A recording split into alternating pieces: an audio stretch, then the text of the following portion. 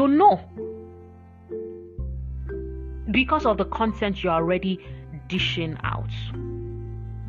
But many times, women, they wait, they feel like, oh no, don't worry, I'll just do it small when it comes.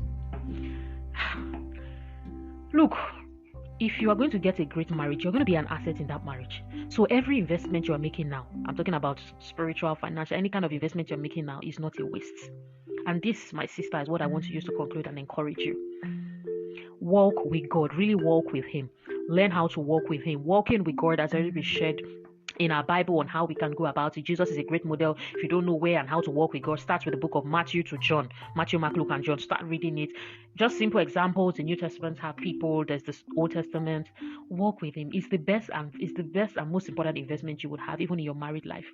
Because even when you are married, there may be times, depending on the season you are in, where you may seem like, hey, does my partner understand me, or do I understand him, or how can we navigate this challenge?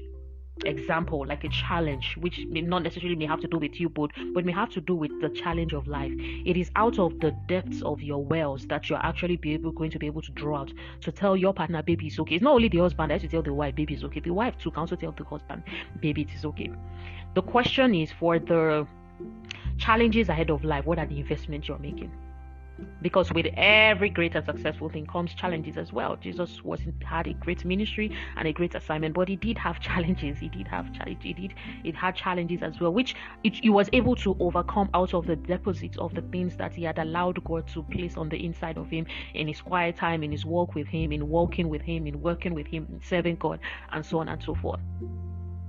If you want a great marriage, you shouldn't mess with your single period. By the way, this age thing, you had better get into the work on your identity. Book for a counseling and a therapy session if you are still far away from it. You had better. Except you don't believe in God, there is nothing God cannot do. There is absolutely nothing God cannot do. And let me tell you what, God has given us different ways to be able to live out our lives on earth. Cindy Trim got married at age 60. You can read up. I posted that on my page, SAG_NEL, and she is having the time of her life. But this is just her assignment. She has children. They're not necessarily biological children, but they are children. She got married to a man who lost his wife, and he has daughters from the marriage, and they call her mom. A person may look at it and feel, oh, if you are feeling that until a child comes out of your own bosom, you are not a success. You need some reorientation. And it is possible that is how God has said that you are going to bless lives. That is a unique situation. That is okay. That is fine. That is great. But Cindy Trim, like she shared, she knew that, or she chose not to have children at a certain time. At the time that I'm recording this, based on the interview that I had, and she's living the life that God has asked her to live, and she's mother to many.